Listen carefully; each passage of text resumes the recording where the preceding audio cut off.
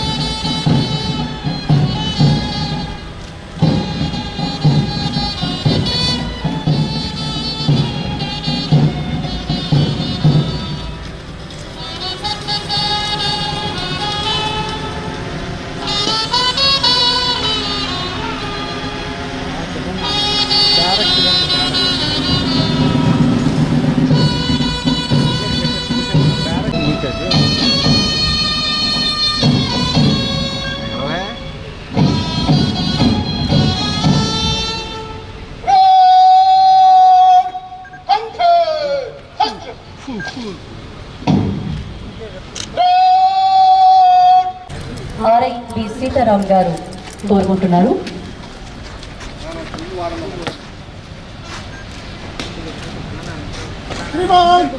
गणतंत्र दिनोत्सव परेड पर हाई कंटिजेंस आपको निरीक्षण के लिए आग्रह.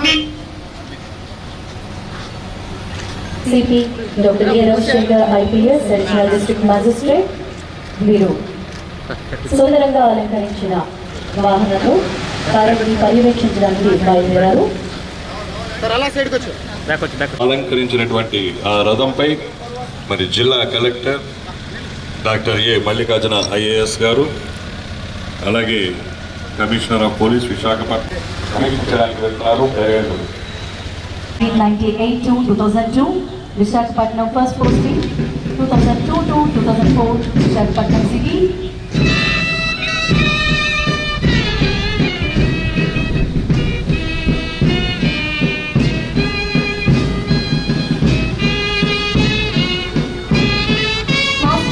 కమాండర్గా RSI P. రాంబాబు గారు, 2013-2024 Visakhapatnam. Second platoon commander RSI CH Koteswara Kumar గారు. Third platoon and first time Andhra university security contingents కూడా దీనిలో పార్టిసిపేట్ చేశారు. ప్లాటూన్ కమాండర్గా డి రమేష్ గారు వ్యవహరిస్తున్నారు. NCC contingent platoon commander N Sai Ramesh. Bharat scouts and guides for boys platoon commander Y Tarun. Bharat scouts and guides for girls. కళాకారులకి అందరికీ కూడా మరి చైతన్య రథంపై నుంచి నగర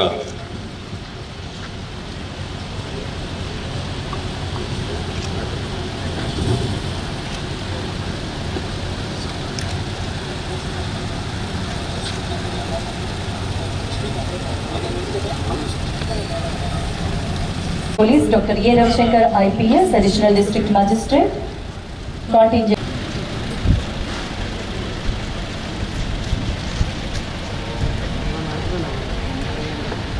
అలాగే ఇప్పుడు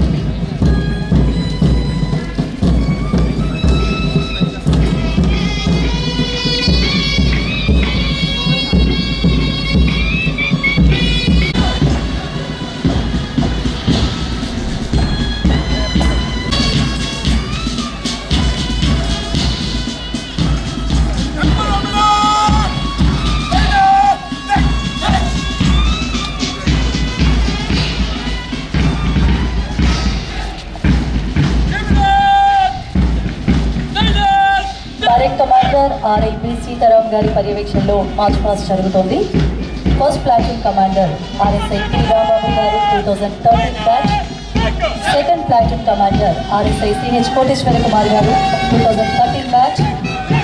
third platoon commander B. Suryanarayana గారు 2015 batch. 4th Platoon Commander RSI G. R.V. Ramana garu 2013 batch. 5th Platoon Commander G. Ravi Kumar garu 2018 batch. అలాగే bank team captain ARSI Srinivas గారి పర్యవేక్షణ నిర్వహించాలి.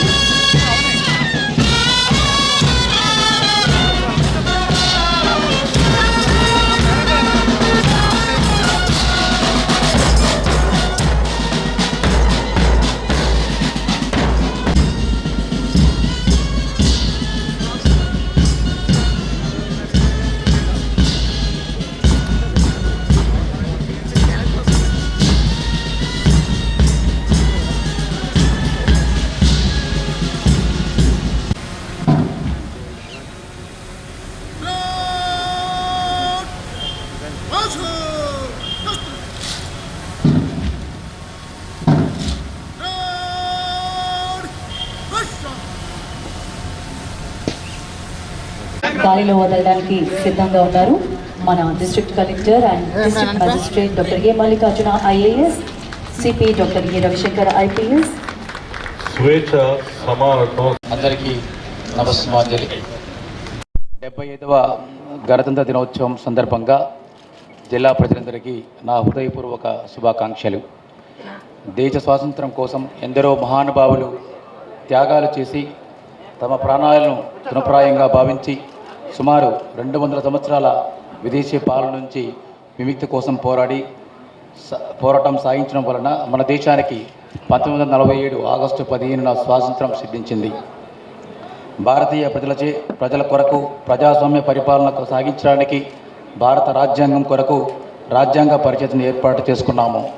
డాక్టర్ బిఆర్ అంబేద్కర్ అధ్యక్షతన ఏర్పడిన రాజ్యాంగ రచనా కమిటీ ద్వారా 1935 భారత ప్రభుత్వ చట్టం మరియు వివిధ దేశాల రాజ్యాంగాలను పరిశీలించి అధ్యయనం చేసి మన దేశానికి అనుకూలమైన సామ్యవాద లౌకిక ప్రజాస్వామ్య రాజ్యాంగాన్ని రచించుకొని 1950 జనవరి 26 నుంచి అమల్లోకి తెచ్చుకున్నాము.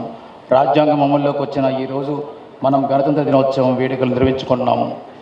నేటి 75వ గణతంత్ర దినోత్సవం వేడుకల సందర్భంగా జిల్లాలో అమలు జరుగుతున్న అభివృద్ధి సంక్షేమ కార్యక్రమాలని మీ ముందు ఉంచుతున్నాను. జిల్లాలో 63 పట్టణ ఆరోగ్య కేంద్రములు, 9 ప్రాథమిక ఆరోగ్య కేంద్రములు మరియు గ్రామీణ ప్రాంతాలలో 54 డాక్టర్ వైఎస్ఆర్ విలేజ్ క్లినిక్ల ద్వారా ప్రజలకు వైద్య సేవలు అందించబడుతున్నవి. ఫ్యామిలీ డాక్టర్ ప్రోగ్రాంలో ప్రతి సచివాలయ పరిధిలో సంబంధిత ప్రాథమిక ఆరోగ్య కేంద్రంలో వైద్యాధికారులు నెలకు 2 సార్లు గ్రామ స్థాయిలో సందర్శించి వైద్య సేవలు అందించడం జరుగుతున్నది. ఇందులో భాగంగా ఉదయం 9 నుండి మధ్యాహ్నం 12 గంటల వరకు ఓపీ నిర్వహించి మధ్యాహ్నం 1 నుంచి 4 వరకు గృహ సందర్శన, అంగన్వాడీ కేంద్రాలు, స్కూల్స్ నందు సేవలు అందించడం జరుగుతున్నది. ఇప్పటి వరకు 44,368 ఓపీ సేవలతో పాటు 3,145 మంది గర్భిణీ స్త్రీలకు, 1,560 మంది బాలింతలకి, 5,900 మంది రక్తపోటు వ్యాధిగ్రస్తులకి, 4,186 మంది మధుమేహ వ్యాధిగ్రస్తులకి వైద్య సేవలు అందించడం జరిగింది. ఇప్పటి వరకు మొత్తం 55,860 గృహ సందర్శన ద్వారా దీర్ఘకాలిక వ్యాధిగ్రస్తులకు వైద్య సేవలు అందించడం జరిగింది.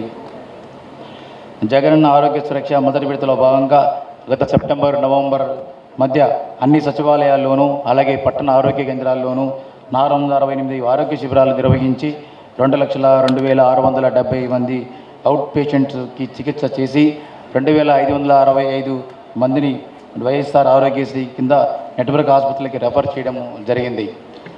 జగనన్న ఆరోగ్య సురక్ష 2వ విడత కార్యక్రమం ఈ సంవత్సరం జనవరి 2వ తేదీ నుంచి ప్రారంభమై జూలై నెల వరకు అనగా 26 వారాల పాటు నిర్వహించబడును. 2వ దశ జగనన్న ఆరోగ్య సురక్షలో భాగంగా ఇప్పటి వరకు 31,600 మందికి చికిత్స అందజేయడం జరిగింది. 102 తల్లి బిడ్డ ఏసీ ఎక్స్ప్రెస్ వాహనాల ద్వారా గడిచిన సంవత్సర కాలంలో 12,682 మంది బాలింతలను సురక్షితంగా ఇంటికి చేరవేయడం జరిగింది. ప్రభుత్వ ఆసుపత్రి నందు కాన్పు చేయించుకున్న మహిళలకి 1,000 రూపాయల చొప్పున జననీ సురక్ష యోజన పథకం ద్వారా గత ఏడాది జనవరి నుండి నేటి వరకు 13,354 మంది బాలింతలకి 1,34,00,000 రూపాయలు ఇవ్వడం జరిగింది. తల్లి బిడ్డ చల్లగా ప్రధానమంత్రి మాతృత్వ వందన యోజన కార్యక్రమం కింద ప్రతి గర్భిణీ స్త్రీకి వివిధ దశల వారీగా ఇచ్చే నగదు ప్రోత్సాహం 5,000 రూపాయలు గత ఏడాది జనవరి నుండి నేటి వరకు 6,760 మంది గర్భిణీ స్త్రీలకి రూపాయలు ఇవ్వడం జరిగింది.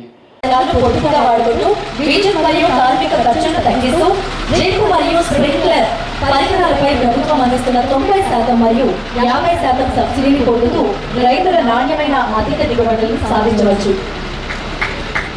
అలాగే ఉద్యానవన శాఖ విశాఖపట్నం జిల్లాలో 4 పంటలు సాగు చేయబడుతున్నాయి.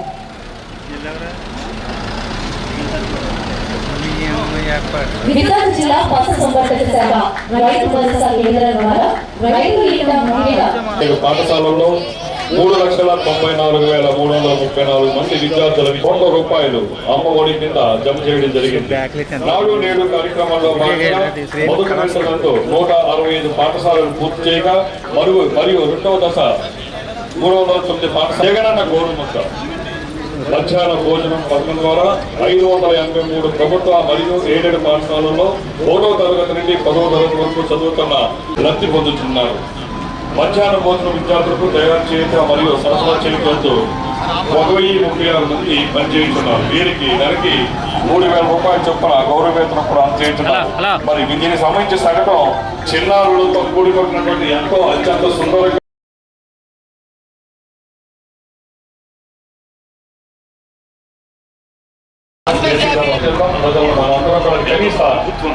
వారికి రోజు నీళ్ల సాంబారు. ముఖ్యంగా ప్రజలకు ఏ విధంగా లేకపోయినా విద్య అనేది చాలా అవసరం అని గుర్తించి మనబడి నాడు నేడు ద్వారా గర్భస్థ శిశు లింగ నిర్ధారణ పరీక్షలు చేయడం నేరం, ఆడ శిశువును రక్షించుకుందాం అనే నినాదంతో జిల్లాలోని అన్ని ప్రభుత్వ గురుకుల పాఠశాలలో జూనియర్ మరియు డిగ్రీ కళాశాలల్లో విద్యార్థులకు అవగాహన కల్పించడం జరుగుతోంది. ఈ చట్టాన్ని అన్ని శాఖల సమన్వయంతో పటిష్టంగా అమలు పరచడం జరుగుతోంది. అలాగే ఫ్యామిలీ ఫిజిషియన్ కాన్సెప్ట్ లో భాగంగా జనరల్ ఓపీ సేవలు, ఎన్సిడి కేసులు, ఫాలో గర్భిణీ సేవలు, బాలింత సేవలు, ఆరోగ్యశ్రీ చికిత్స పొందిన వారికి ఫాలో తగిన సేవలు అందించబడుతున్నాయి. అలాగే జగనన్న ఆరోగ్య సురక్ష మొదటి దశలో భాగంగా ప్రజలకి అందించబడిన సమగ్ర ఆరోగ్య సేవలు దృష్టిలో పెట్టుకొని గౌరవం నుంచి జూన్ 2024 వరకు 26 వారాల పాటు 3,225 లక్షలకు పెంచడం జరిగింది. అలాగే సీజనల్ వ్యాధుల నివారణ మరియు నియంత్రణ కోసం డెంగ్యూ ఇతర వ్యాధుల కోసం జాతీయ కీటక జనిత రోగ నియంత్రణ కార్యక్రమంలో భాగంగా మలేరియా, డెంగ్యూ తదితర వ్యాధుల నిర్మూలన కోసం తగిన ఏర్పాట్లు చేసి స్ప్రే కార్యక్రమాన్ని ఇంటింటికి నిర్వహిస్తున్నారు. 4వ ర్యాంక్ సాధించి ఘనత జీవీఎంసీ ఒకసారి చెప్పడంతో అభినందిద్దాం. మరియు 2024 సంఖ్యా పర్యవేక్షణలో విశాఖ నగరం అగ్రస్థానం సాధన లక్ష్యంగా కృషి చేస్తున్నటువంటి జీవీఎం ప్రజల ఆరోగ్యాన్ని దృష్టిలో పెట్టుకొని తీసుకునే నిర్ణయం ఒకసారి గట్టిగా చెప్పడంతో మన అభినందన తెలియజేద్దాం. అలాగే మరియు మేయర్, కమిషనర్, ఆఫీస్ సిబ్బంది కూడా బడ్జెట్ ట్రాన్స్పోర్ట్ ద్వారా ఆఫీసులు కూడా వినియోగిస్తున్నారు. రాష్ట్ర ప్రభుత్వం ప్రతిష్టాత్మకంగా ప్రవేశపెట్టిన క్లీన్ ఆంధ్రప్రదేశ్ కార్యక్రమం ద్వారా మరింత నగరం పరిశుభ్రంగా నిరంతరం కూడా కృషి చేస్తున్నారు. జీవీఎంసీ వారు మరి చూసారు కదా, సెక్రటరీ ఎంతో చక్కగా గౌతమ్ బుద్ధుని వీరందరినీ కూడా మేయర్ గారిని అలాగే ప్రతి ఒక్కరితో చక్కగా ఆ గుర్రాన్ని అన్నింటినీ అత్యంత సుందరంగా తీర్చిదిద్దారు. జీవీఎంసీ వారిని కూడా మనం చెప్పడంతో అభినందనలు తెలియజేద్దాం. అత్యంత సుందరంగా అలంకరించారు. ఎంతో సుందరంగా అలంకరించిన GVMC smart city secretary adventure sports దీనికి సంబంధించిన సెక్రటరీ పార్కులకు పర్యాటకుల కోసం 5 కోట్ల రూపాయల ఖర్చుతో బ్రిడ్జ్ ఏర్పాటు చేయబడింది. మరియు విఎంఆర్డీఏ పార్క్ వద్ద సముద్ర తీరమందు శాశ్వత ప్రాతిపదికన సుమారు 7.8 కోట్ల రూపాయలు విఎంఆర్డీఏ నిధులతో 2 అంతస్తుల బీచ్ డెక్ యొక్క నిర్మాణం ఏర్పాటు జరుగుతున్నాయి. కైలాసగిరిపై సుమారు ఎకరం స్థలంలో 5 కోట్ల రూపాయలు కేంద్ర మరియు రాష్ట్ర నిధులతో సైన్స్ మ్యూజియం యొక్క నిర్మాణం ప్రారంభించడమైంది. పాతనగరంలో వైశాఖి జల ఉద్యానవన స్థలంలో సుమారు 40 కోట్ల రూపాయల ఖర్చుతో పీపీపీ ప్రాతిపదికన అర్బన్ ఎంటర్టైన్మెంట్ జోన్ కొరకు మరియు కైలాసగిరి నందు నేచర్ క్యాటర్స్ అండ్ డివోర్మింగ్ రెస్టారెంట్ నిర్మాణం పీపీపీ ప్రాతిపదికన 18 కోట్ల రూపాయల ఖర్చుతో ఏర్పాటు చేయబడుతుంది. మరి ఇలా ఇన్ని అభివృద్ధి కార్యక్రమాలతో VMRDA urban entertainment adventure sports సంబంధించిన దీన్ దయాళ్ ఉపాధ్యాయ కౌశల్య యోజన అమలు విధానంలో ఫ్రీ టైర్ మోడల్లో సాంకేతిక మరియు సులభతర ఏజెన్సీగా క్రింద రాష్ట్ర ప్రాజెక్ట్ అయినటువంటి society for employment generation and enterprise development in Andhra Pradesh ద్వారా ప్రాజెక్ట్ ఇంప్లిమెంట్ ఏజెన్సీలను నియమించుకొని జిల్లా స్థాయిలో ప్రాజెక్టులను అమలు చేస్తుంది. అలాగే దీన్ దయాళ్ ఉపాధ్యాయ కౌశల్య యోజన ఈ పథకం కింద నిరుద్యోగ యువత యువకులకు వారి ప్లేస్మెంట్ కూడా కల్పించాలి. శిక్షణ సమయంలో కల్పించే సదుపాయాలంటే అనుభవం లేనటువంటి శిక్షకులకు అన్ని వసతి సౌకర్యాలతో శిక్షణ కేంద్రాలు కూడా నెలకొల్పుతున్నారు. శిక్షణకు అవసరమైనటువంటి సామాగ్రి, దుస్తులు, భోజనం మరియు వసతి కూడా ఉచితంగా కల్పించబడుతుంది. అలాగే ఉద్యోగం అనంతరం కూడా 3 నెలల ఆసరా ఇస్తున్నారు. శిక్షణతో శిక్షణ పూర్తి అభ్యర్థులకు ప్రభుత్వ గుర్తింపు సర్టిఫికేట్ కూడా ఇస్తున్నారు. మరి దానికి సంబంధించిన శకటాన్ని చక్కగా భారతమాత ఆహార్యంలో చక్కగా త్రివర్ణంలో 151.15 కోట్లు పూర్తి సబ్సిడీతో జిల్లాలోని గ్రామీణ ప్రాంతాల లేఅవుట్స్ లో 8,397 లబ్ధిదారులకు ఇళ్లు మంజూరు. 300 ఎకరాల ప్రభుత్వ స్థలంలో 138 జగనన్న లేఅవుట్లు పూర్తి మౌలిక సదుపాయాలతో అభివృద్ధి పరిచి ఒక్కొక్క లబ్ధిదారునికి 1.5 సెంటు స్థలం పట్టాలు పూర్తి ఉచితంగా మంజూరు. 139.57 కోట్ల పూర్తి సబ్సిడీతో 7,754 గృహాల్లో సొంత స్థలం కలిగిన లబ్ధిదారులకు మంజూరు. ప్రతి ఇంటికి కావలసిన 500 గణపు అడుగులు, 20 టన్నులు 5 ట్రాక్టర్స్, ఇసుక ఉచితంగా సరఫరా.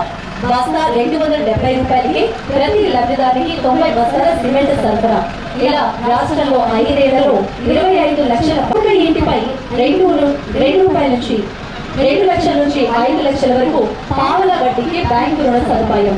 పార్టీలకు విధాలకు అతీతంగా పక్కా ఇళ్లు మంజూరు చేస్తూ దానికి సంబంధించిన సెక్రటరీ మన ముందుకు వచ్చి ఒకసారి మీ అందరి కర్తవ్యాలతో నవరత్నాలు పేదలందరికీ ఇళ్లు సంబంధించిన సెక్రటరీకి అభినందనలు. సరఫరా ఈ పాస్ యంత్రం ప్రజా పంపిణీ వ్యవస్థలో పారదర్శకత జిల్లాలో ఉన్న అన్ని చౌకధరల దుకాణంలో ఈ పాస్ మరియు ఎలక్ట్రానిక్ తూలిక యంత్రాల ద్వారా నిత్యావసర వస్తువుల పట్టణం జిల్లాలో గల మొత్తం 642 చౌక ధరల దుకాణాలకు గాను 642 దుకాణంలో ఈ విధానం అమలు జరుగుతున్నది. అన్ని ప్రాధాన్యత కుటుంబాలకు కార్డులో సభ్యులందరూ కూడా పరిమితి లేకుండా ఉచితంగా బిల్లింగ్ కూడా పంపిణీ చేయబడుతుంది. అదేవిధంగా కార్డులో సభ్యులతో నిమిత్తం లేకుండా కార్డుకు ఒకేటికి 35 కేజీల చొప్పున ఉచితంగా పంపిణీ చేయబడుతుంది. దానికి సంబంధించిన సెక్రటరీ చక్కగా మన ముందుకు వెళ్తుంది. వారికి కూడా మనం చెప్పడంతో మన అభినందనలు తెలియజేద్దాం.